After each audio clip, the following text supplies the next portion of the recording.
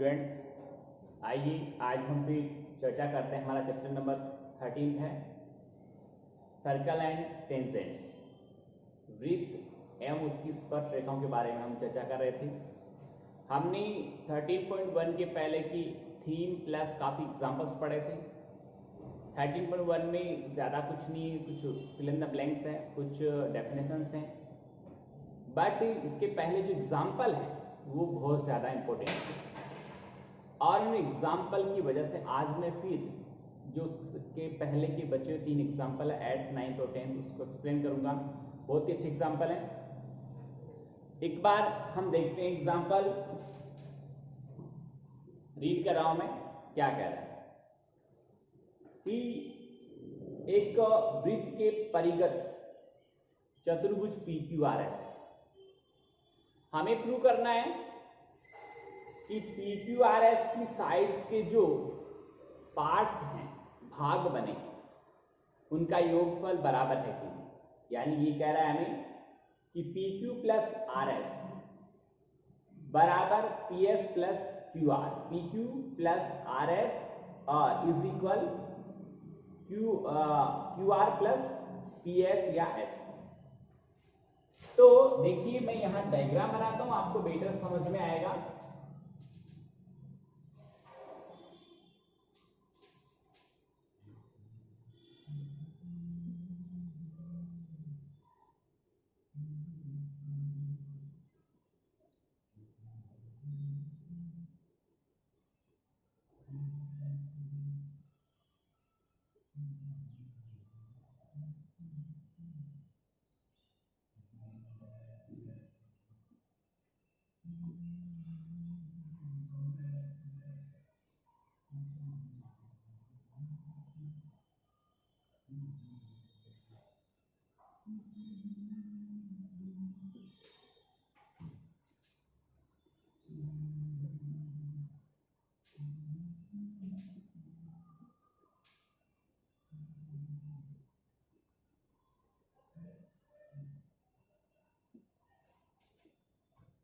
PQRS एक परिगत चतुर्भुज है।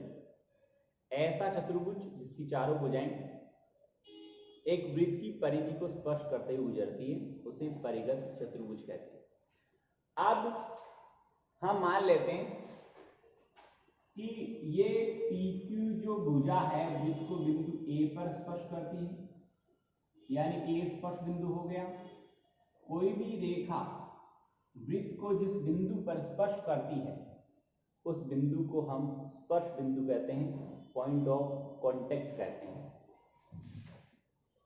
इसको B कहता हूं, ये C है और ये D है।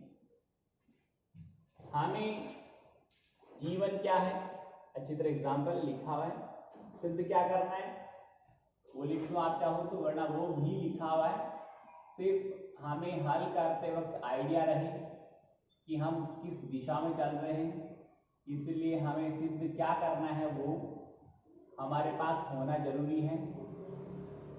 बाकी सब कुछ एग्जाम्पल है, लिखा हुआ है। मैं इसकी थीम, इसका कॉन्सेप्ट आपको एक्सप्लेन करता हूं कि ये किस तरह से होगा। QR plus PS। अब देखिए यहां रचना में कुछ नहीं करना, सीधे उपपत्ति के पद लिखने, और उसमें भी क्या लिखना वो देखिए। लिखना है कि PQRS वृत्त के परिगत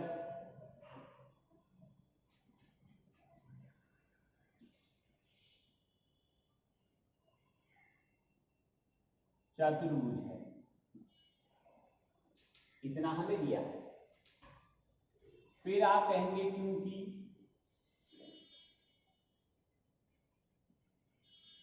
हम जानते हैं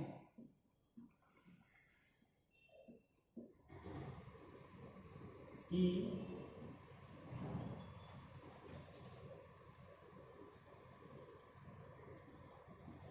बाह्य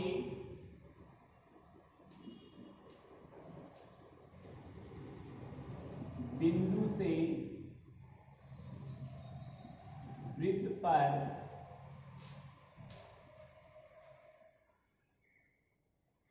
खींची गई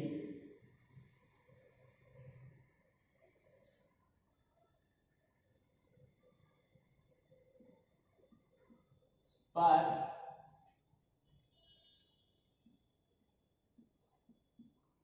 रेखाएं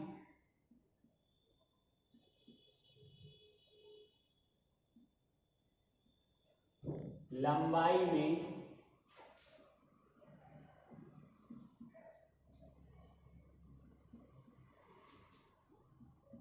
समान होती है।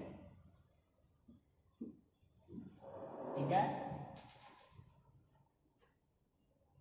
अतः PA is equal PD। Equation number first, ये बाह्य बिंदु P हो गया, ये PA एक स्पर्श रेखा है, PD भी स्पर्श रेखा है, ये PA और PD लंबाई में बराबर होगी, जितना लंबा PA है उतना ही लंबा PD होगा। ऐसे ही QA इज इक्वल QB होगा और RC बराबर RB होगा और SC बराबर SB होगा। ये बात मैं लिख रहा हूं, लिखने का थोड़ा सा ध्यान में रखना है ताकि इजी हो जाए। जब अपन समीकरण को ऐड करेंगे तो हमें थोड़ा सोचना नहीं पड़ेगा, वरना सोचकर देखकर समझकर जोड़ना पड़ेगा। और जैसा मैं लिख रहा हूं वैसा लिखोगे तो आपको डायरेक्टली ये लिखना पड़ेगा समीकरण 1 2 3 4 को जोड़ने पर। QA is equal QB, equation number second. फिर आया हमारे पास में CR is equal CB, sorry RC is equal RB, equation number third है। और फिर है हमारे पास में SC इज इक्वल SD, ये इक्वेशन नंबर फोर्थ हो गया। ठीक है, आप यहां लिखेंगे समीकरण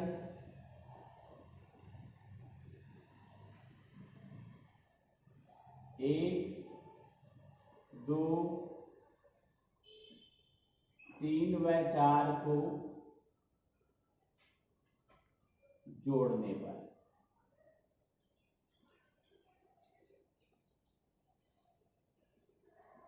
ठीक है, PA plus QA plus RC plus SC is equal, इन सबको जोड़ दो, PD प्लस SD, PD के साथ SD लिखो, ठीक रहेगा, वरना आगे पीछे लिखो कोई फर्क नहीं पड़ेगा, सबको प्लस में लिखूंगा, इसको SD को यहां लिखते चौथे नंबर पर तो भी कोई दिक्कत नहीं थी, पर मैंने थोड़ा सा इजी अच्छा समझ में जाए इसलिए मैंने यहां लिखा इसको। फिर मैं लिखूंगा यहां पर QB प्लस RB। देखिए इधर PA प्लस हमारा QA था दूसरा, लिख दिया इसको, सॉरी, PA प्लस QA को ऐड करोगे तो A कॉमन है, ये हट जाएगा और PQ बन जाएगा, यहाँ C कॉमन है, ये हट के RS बन जाएगा, इज इक्वल, ये PD और SD मिलेंगे तो यहाँ पर PS हो जाएगा और यहाँ पर QR हो जाएगा। यही हमें सिद्ध करना है। ये इक्वेशन लिखते समय आप ध्यान रखोगे कि मुझे कौन सा पार्ट किस तरह लिखना है, उसी तरह लिखना है जिस तरह से मैंने लिखा है, तो आपको जोड़ते वक्त सोचना नहीं पड़ेगा, इजी स्टेप में काम हो जाएगा। और यदि थोड़ा आगे पीछे लिखते हो तो 1 2 स्टेप और बढ़ सकती है। स्टूडेंट्स बोर्ड पे आराम से देखिए, बहुत ही अच्छा और शानदार एग्जाम्पल था। एग्जाम्पल नंबर 8 मैंने आपको एक्सप्लेन किया है, एक बार देख लें, रीच कर रहा हूँ उसको। नेक्स्ट की बात करते हैं फिर।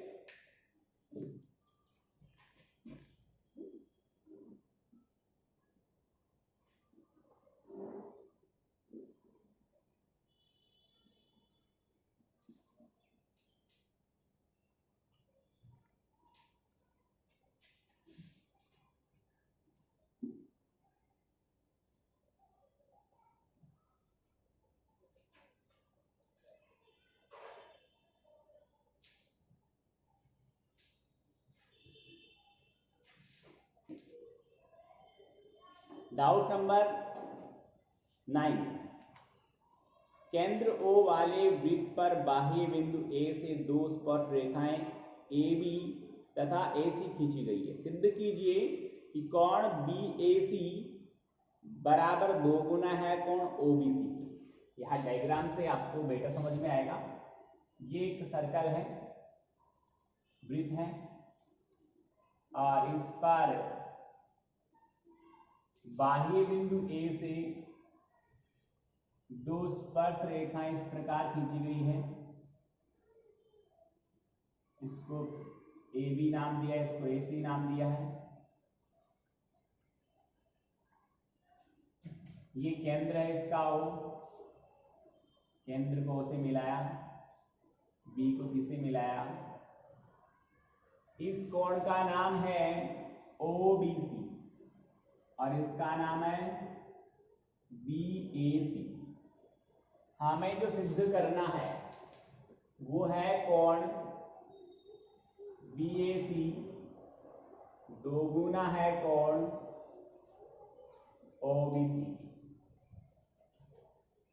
उपपत्ति में जाए हम तो स्टूडेंट जरा देखिए, मैं एक थीम आपको एक्सप्लेन करता हूं। एक त्रिभुज है मेरे पास, इसकी दो भुजाएं बराबर है, और जिस त्रिभुज की दो भुजाएं बराबर हो गई उसे आपको पता है क्या कहते हैं, समद्विबाहु त्रिभुज कहते हैं।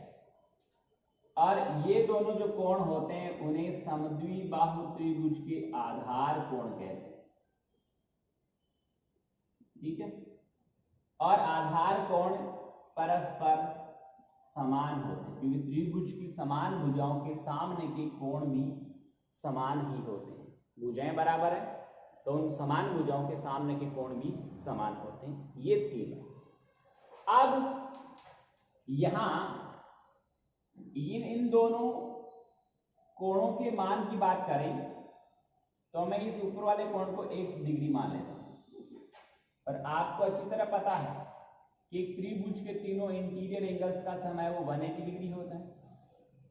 तो मैं क्या करूंगा कि ये दोनों कोण बराबर हैं, पर इनका मान कैसे आएगा?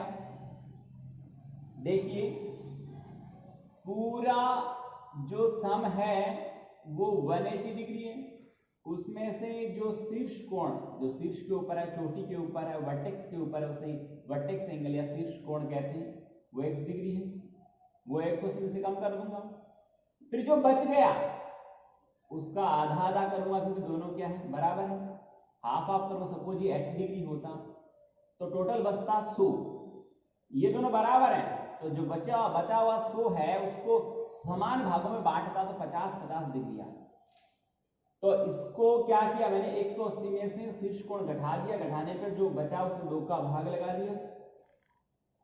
ठीक है, और इसे कहते हैं हम आधार कोण। समद्विबाहु त्रिभुज का आधार कोण ज्ञात करने का सूत्र आप लिख लीजिए, 180 और -x, जो जहां पर x क्या है वो लिख लें, x है शीर्ष कोण। तो आप यहां पर x लिखकर शीर्ष कोण भी लिख सकते हैं कि 180 माइनस शीर्ष कोण बटे 2 आधार का कोण ज्ञात करने का सूत्र होता है, तरीका होता है।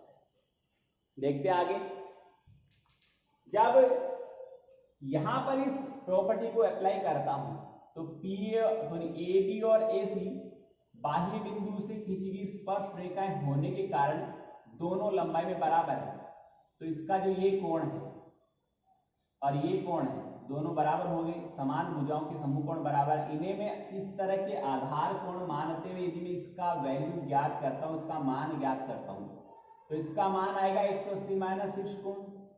इसी सूत्र से 180 माइनस शीर्ष कोण कौन है बोलो, A है। इसका पूरा नाम लिखूं तो कोण BAC है, ये लो BAC हो गया। और आधार कोण निकालूंगा तो बट्टे में क्या लगाऊंगा, 2। ये कौन से कोण का मान आया, ये कोण ABC का वैल्यू है, ABC इसका वैल्यू है। अब ABC का वैल्यू किसके बराबर है, ACB, यानी इसके बराबर है। ये दोनों कोण तो बराबर है क्योंकि दोनों भुजाएं बराबर है, तो इनके सामने के जो कोण है वो भी बराबर होंगे। तो मैं चाहे इसका निकालूं या इसका निकालूं, वैल्यू बराबर ही आना। तो मैंने इसको ज्ञात कर लिया, 180 माइनस शीर्ष कोण बटे 2। शीर्ष कोण कौन है? ए का पूरा नाम BAC, ये हो गया आधार कोण, नाम है ABC। कैसे ज्ञात करना है? 180 माइनस शीर्ष कोण बटे 2। देखिए एक बार बोर्ड पे। अब मैं कोण ABC का वैल्यू एक समकोण के पदों में लिखता हूं।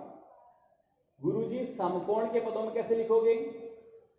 क्योंकि हम जानते हैं त्रिज्या स्पर्श रेखा पर लंब होती है। OB त्रिज्या है और AB स्पर्श रेखा है। तो ये पूरा कोण जो OBA, ध्यान देना मेरा यहां पर मार्कर कहां रख रहा हूं, देखना उसको। OBA 90 डिग्री का, उस OBA कोण में से ये अंदर वाला कोण जिसका नाम है ABC घटा देता हूं। वापस सुनिएगा, OBA में से ABC घटा देता हूं तो ये अंदर वाला कोण बचता है जिसका नाम है OBC। क्या नाम है? OBC। कब? इस पूरे कोण OBA यानी 90 डिग्री का कोण है, इस 90 में से मैं ये आधार वाला कोण जो ज्ञात किया वो घटा देता हूं तो ये कोण आ जाता है। आगे बात समझ में? तो देखिए, और या फिर इस पूरे 90 में से मैं ये अंदर वाला कोण घटा दूं तो ये आ जाएगा। 90 में से बाहर वाला घटाऊंगा, अंदर वाला आ जाएगा, अंदर वाला घटाऊंगा, बाहर वाला आएगा। आप चाहो तो ये घटा दूं। देखिए, इसको समीकरण संख्या 1 डाल के छोड़ दो। और चलो इसकी भाषा पूरी लिख देता हूं। ये मैंने समझा तो दिए ही आपको, अब इसको लिखते हुए कर देता हूं मैं एक बार। ये आप सूत्र जरूर उतार लें, देख लें, इसको समझ लें आराम से कैसे हुआ। कोई डाउट हो तो मेरे कॉल करके पूछ लें।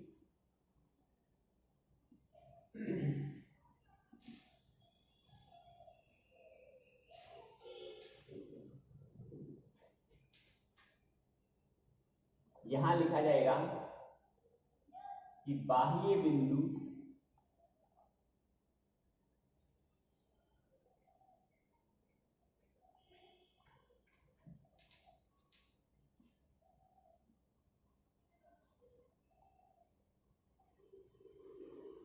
वृत्त पर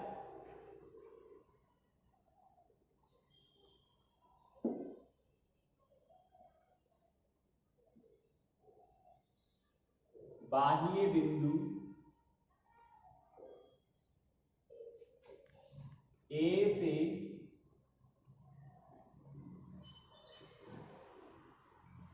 दो स्पर्श रेखाएं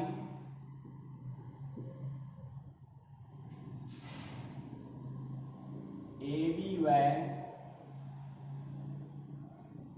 AC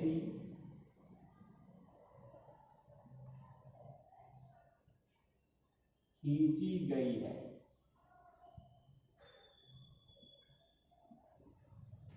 ठीक है, तो त्रिभुज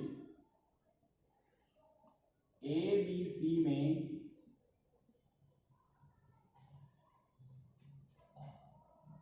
भुजा AB बराबर AC है। साथ ही कोण ABC बराबर कोण ACB, ये दोनों थोड़ा एक वर्ड और लिख दूं मैं, समद्विबाहु त्रिभुज के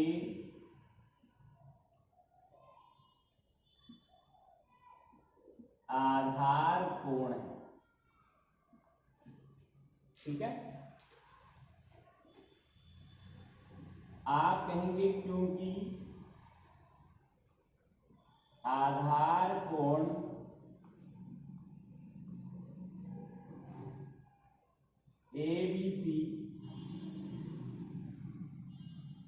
बराबर 180 माइनस शीर्ष कोण का नाम है BAC और बटे 2। ये सूत्र अभी मैंने आपको समझाया था। इसे आप समीकरण संख्या 1 डाल दें। डाल दिया। अब आप क्या कहेंगे कि चूंकि त्रिज्या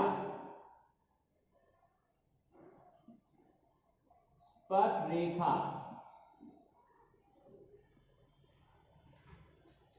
पर लंब होती है, त्रिज्या स्पर्श रेखा पर क्या होती है, लंब होती है, अतः कोण जो OBA है वो बराबर 90 डिग्री है तथा कोण OBC 90 माइनस कोण ABC से समीकरण संख्या 2 देंगे। अब क्या करेंगे, या फिर यहां ऐसा लिख दो, थोड़ा और इजी कर दो एक स्टेप आपके लिए, कि कोण जो ABC आएगा वो 90 में से कोण OBC को घटा दो। इसे समीकरण संख्या 2 देखो। समीकरण 1 व 2 से देखो, ये रहा बायां पक्ष और ये इसका बायां पक्ष, ये ABC ये भी ABC। तो समीकरण 1 व 2 से तुलना करने पर यहां लिखता हूं आगे, समीकरण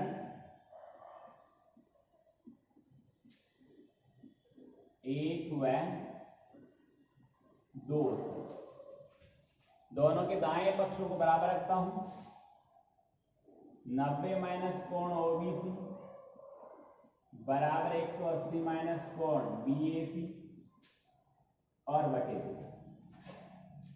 अब ये 2 इधर गुणा में आएगा, 180 माइनस 2 कोण OBC बराबर 180 माइनस कोण BAC। 180 कैंसिल हो गया, दोनों के माइनस कैंसिल हो जाएंगे, कोण BAC बराबर 2 कोण OBC। यही हमें सिद्ध करना था। एक बार स्टूडेंट्स बोर्ड पे आराम से देखें, अच्छे से देखिए क्या है। ये हमारा एग्जाम्पल नंबर 9 हो चुका है, एग्जाम्पल नंबर 9 हो चुका है, जिसमें हमें प्रूव करना था angle BAC is equal to twice of angle OBC, जो मैंने यहाँ पर प्रूव कर दिया। देख लिया होगा, इरेज करता हूं मैं इसे। फिर नेक्स्ट डाउट 10th की बात करते हैं।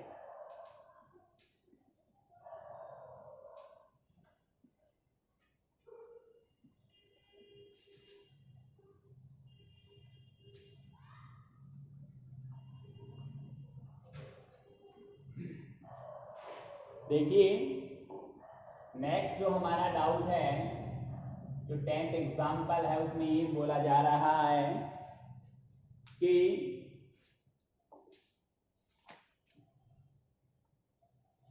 यदि एक बिंदु P से O केंद्र वाले किसी वृत्त पर PA और PB स्पर्श रेखाएं परस्पर 80 डिग्री का कोण बनाती है, तो कोण POA ज्ञात कीजिए। POA ज्ञात कीजिए। देखिए बहुत ही अच्छा सवाल है। देखिए एक वृत्त है, एक सर्कल है,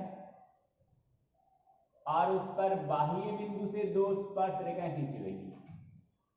बाह्य बिंदु P हो गया,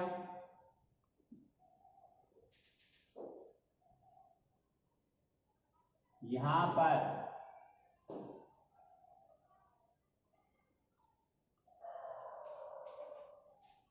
एक तरफ A है, एक तरफ B है, ये सेंटर O है, इसको भी ज्वाइन किया है क्योंकि एंगल चाहिएगा ये वाला। हमें POA ये वाला एंगल चाहिए, और हमें एंगल दिया हुआ है कि दोनों स्पर्श रेखाएं परस्पर 80 डिग्री, यानी एक तो PA स्पर्श रेखा, एक PB स्पर्श रेखा, ये दोनों एक दूसरे के साथ 80 डिग्री का कोण बनाते हैं। स्टूडेंट्स जरा थीम समझिएगा। OA एक त्रिज्या है और PA एक स्पर्शरेखा है, इसलिए ये कोण 90 डिग्री का हो गया, अच्छी तरह से पता है आपको। OB एक त्रिज्या है और PB एक स्पर्शरेखा, इसलिए ये कोण 90 डिग्री का हो गया। और PBO एक चतुर्भुज है जिसके चारों अंतः कोणों का योग आएगा 360 डिग्री। 360 में से ये 90 का, ये 90 का, इन दोनों को जोड़ा तो हो गया 180 डिग्री। 360 में से आप 180 डिग्री माइनस करोगे तो फिर 180 बचेगा, यानी इन दोनों कोणों का जोड़ सदैव 180 ही आएगा। इस तरह की स्थिति, इस तरह का चित्र जब भी आकृति बनती है तो इस तरह की आकृति में ये 90 रहेगा, ये 90 रहेगा, क्योंकि त्रिज्या स्पर्शरेखा पर लंब होती है तो प्रत्येक कोण समकोण आएगा वहां पर। तो ये दोनों कोण समकोण है तो 90 90 180 डिग्री आ गया। अब ये दोनों मिलकर भी 180 होंगे क्योंकि चतुर्भुज के चारों अंत कोणों का योग 360 डिग्री होता है। तो यहां देखेंगे ये 80 दिया हुआ है, तो ये पूरा कोण जिसको मैं AOB कहता हूं, कोण AOB, कोण AOB बराबर है 100 डिग्री। अब आगे बात करते हैं, त्रिभुज है हमारे पास में PAO। आप अच्छी तरह समझिएगा ये कैसे हो रहा है। एक न्यूमेरिकल क्वेश्चन है, न्यूमेरिकल डाउट है, इसलिए मैं आपको समझा रहा हूं कैसे हो रहा है, और इसकी थीम आपको वैसे पहले समझा चुका हूं, तो आप इसे अच्छी तरह देखना, समझना, वीडियो को 2 बार रिवाइंड करके देखना, और फिर आप इसको समझ के और अपनी फेयर नोटबुक करेंगे, खुद लिखेंगे इसका आंसर। PAO एक त्रिभुज है और दूसरा जो त्रिभुज है वो है PBO। इन दोनों में PAO और PBO में कंपेयर करता हूं तो PA इज इक्वल PB, बाह्य बिंदु से खींची गई स्पर्शरेखा की लंबाई बराबर होती है। PO बराबर PO दोनों में कॉमन है, और कोण जो ये A वाला और B वाला समकोण है, नाम इनके हैं OAP इज इक्वल OBP। आता है समकोण, कर्ण और भुजा, ये ले लो। और तीसरा आप ये कहना चाहो साहब कि OA बराबर OB वृत्त की त्रिज्या है, तो तीनों में यहां पर भुजा, भुजा और भुजा सर्वांग समता गुण धर्म से। त्रिभुज PAO सर्वांग सम है PBO की। जब दो त्रिभुज सर्वांग सम होते हैं तो by CP corresponding parts of congruent triangles, सर्वांग सम त्रिभुजों के संगत अवयव समान होते हैं। इस थीम के अकॉर्डिंग जो बचे हुए बाकी भाग है इसके, तीनों भुजाएं तो हमने काम में ले ली, पर बाकी बचे हुए भाग क्या है, तीनों कोण, तो संगत कोण बराबर होंगे। संगत का मीनिंग ये वाला इसके बराबर होगा, ये इधर वाला इसके बराबर होगा, और ये वाला इसके बराबर होगा। ये कोण हमने निकाला 100 डिग्री का, तो आधा करेंगे 50 और 50, ये वाला 50 डिग्री आ गया और ये वाला 50 डिग्री। इसका नाम क्या है, POA, इसका नाम है POB।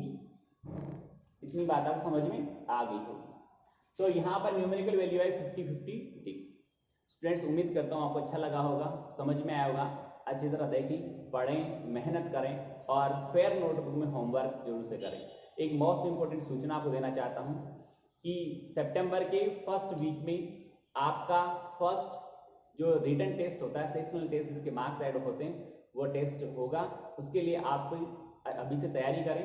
सिलेबस आपको कल तक सभी विषयों में बता दिया जाएगा और वीडियो के थ्रू बताया जाएगा, इसलिए वीडियो जरूर देखें, पढ़ें और मेहनत करें। बहुत बहुत धन्यवाद।